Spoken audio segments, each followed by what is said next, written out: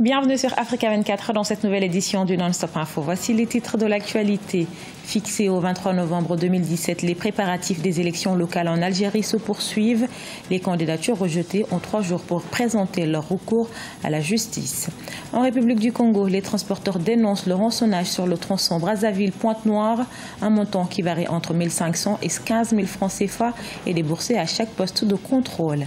Et puis découverte de l'artiste zimbabwéenne Kudzana Violette Wami, diplômée des Beaux-Arts de Londres. Elle y expose actuellement une collection intitulée « Une force de recherche pour se retrouver soi-même ». Le 23 novembre 2017, c'est la date retenue pour les élections locales en Algérie. Les préparatifs de ce rendez-vous électoral préoccupent le gouvernement. Ce dernier affirme que les irrégularités concernant le fichier ont été réparées à 95% et l'opération devrait se clôturer fin octobre. Aïssatou Diaman Kabesland. En Algérie, les préparatifs des prochaines élections locales vont bon train. Le ministre de l'Intérieur, des collectivités locales et de l'aménagement du territoire, Nourdine Bedoui, a indiqué samedi à Alger que les préparatifs des prochaines élections locales progressent sur l'ensemble du territoire national. Les candidats dont les dossiers ont été rejetés ont désormais 3 jours pour présenter leur recours à la justice. Les préparatifs des prochaines élections locales vont bon train à travers l'ensemble du territoire national. Tous les moyens humains et matériels sont réunis pour que ce rendez-vous électoral soit à la hauteur des aspirations des citoyens, des instructions du président de la République et des valeurs constitutionnelles. Toujours selon le ministre de l'Intérieur, le fichier électoral qui présente des failles, comme par exemple la double inscription des électeurs, a été assaini de 95%. Le travail se poursuit jusqu'en fin octobre. Tout rendez-vous d'une élection locale est un rendez-vous vraiment important. Sauf qu'aujourd'hui, en Algérie, comme dans la majeure partie de certains pays occidentaux, on perd espoir vis-à-vis du régime, des partis politiques qui sont mis en place. Mais c'est vrai que depuis, vous savez, l'indépendance au sein de l'Algérie, les Algériens rêvaient d'un nouveau plan de restructuration, que ce soit au niveau gouvernemental que sociétal. En tout cas, ce que l'on peut voir comme du nord au sud du pays, mais aussi même sur le bassin littoral, c'est que tout Algérien se dit très confiant pour du changement au niveau local. D'ici 5 ans, les moyens techniques du processus électoral du pays vont changer. Le ministre de l'Intérieur a annoncé que grâce aux caractéristiques de la carte nationale d'identité biométrique, le vote électronique entrera en vigueur en Algérie en 2022. L'Égyptienne Mouchira Khattab est la candidate de l'Afrique pour la présidence de l'UNESCO. L'Organisation des Nations Unies pour l'éducation, la science et la culture va élire le successeur de la Bulgare Irina Bokova ce lundi 9 octobre. L'éducation est le thème principal de la campagne cette année. Ancienne ministre et ambassadrice, Mouchira Khattab est porteuse d'un programme ambitieux axé sur l'Afrique parmi d'autres priorités. Elle fera face à 7 autres candidats. Il est le nouveau secrétaire général de l'Istiqlal, formation politique historique du Maroc. Nizar Baraka, ancien ministre, il a été élu ce 7 octobre lors du vote du Conseil national du parti. Considéré comme un homme de consensus, il devrait participer au renouvellement du plus vieux parti du royaume chérifien. Aïssatou Diaman Kabesland.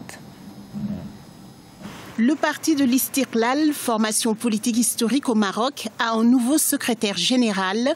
Samedi à Rabat, Nizar Baraka a succédé à Hamid Chabat à la tête du parti depuis 2012.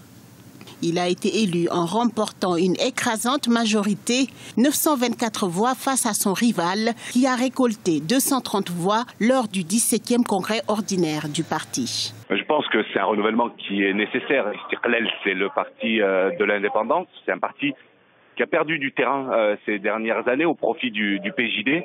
PJD, le parti islamiste, il faut le rappeler, qui perd beaucoup de terrain désormais et qui a montré finalement ses limites, se base sur des questions qui aujourd'hui freinent le mouvement global de développement du Maroc qui a été initié par le roi.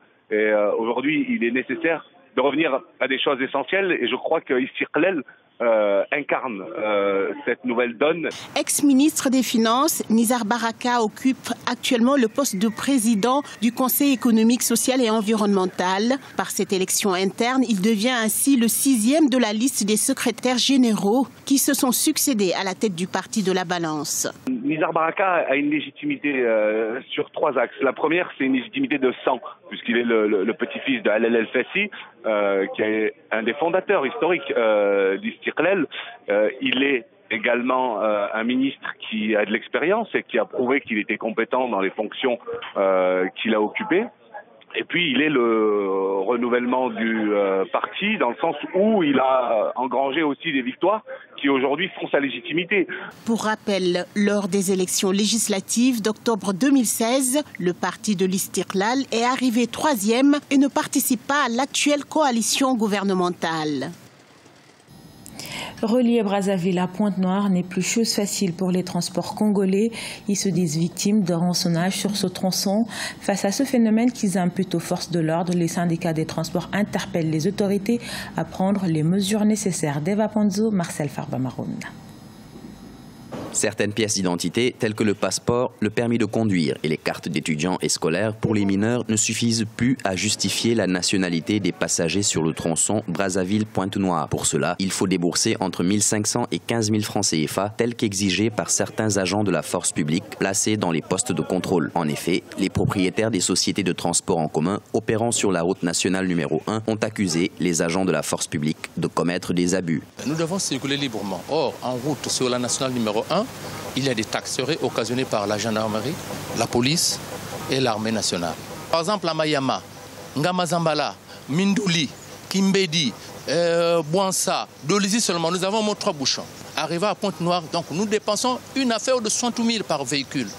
La population est vraiment embêtée sur la route. Or, la population doit voyager librement.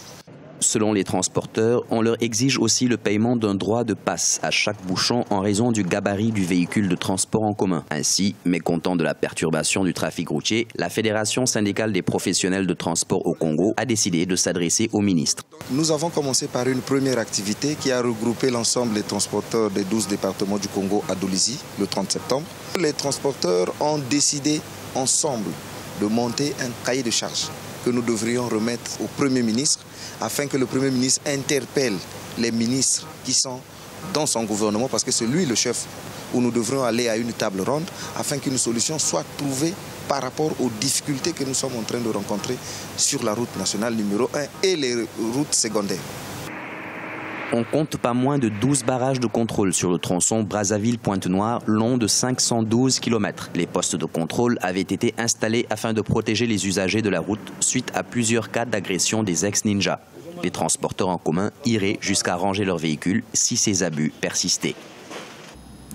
Une force de recherche pour se retrouver soi-même, c'est le thème de l'exposition de l'artiste zimbabwéenne Kudzanayi Violet Wami. Considérée comme futuriste, ses œuvres tirent leur inspiration de la vie en Afrique, un travail qui lui a valu des récompenses internationales. Son portrait par Patricia Solange-Dubois. Oxford, Londres. La galerie d'art Tyburn expose jusqu'au 15 novembre les œuvres d'une jeune artiste zimbabwéenne, Kudzanayi Violet Wami. Pour réaliser ces tableaux, cette créatrice s'inspire de la vie en Afrique, mais surtout des femmes qui l'entourent, de ses tantes ainsi que de sa mère. Une exposition semi-autobiographique. Cette exposition retrace une partie de mon parcours. Mes œuvres sont inspirées d'albums de famille. D'autres personnes que vous voyez sur les photos n'étaient pas forcément proches de moi étant plus jeune, mais quelque part, elles m'ont influencée. Ces photos sont ancrées dans mes tableaux. Considérées comme futuristes, les peintures d'Wami sont en quelque sorte une ode à la culture afro-punk. Une créativité sans frontières qui traite des problèmes liés à la diaspora. Je suis très content pour elle. Elle a de la chance d'avoir cette opportunité et je pense que Tyburn a bien fait de faire preuve d'ouverture d'esprit en l'apprenant. Ils l'ont découverte alors qu'elle exposait dans une école d'art. Ils ont misé sur elle et l'ont encouragée à continuer sur cette voie. Tout juste diplômée des Beaux-Arts, Kudzanayi Violet Wami n'en est pas à sa première exposition. En 2016, Elle a reçu un prix pour son art et nommée jeune entrepreneur de l'année au prix international des femmes zimbabwéennes. Exposer ses œuvres au sein de la galerie très prisée de Tyburn est pour elle un véritable tournant dans sa carrière. Ce journal a été réalisé par l'ensemble de la rédaction. Nous vous remercions pour votre fidélité. Restez sur Africa 24. Dans un instant, une nouvelle édition de l'actualité.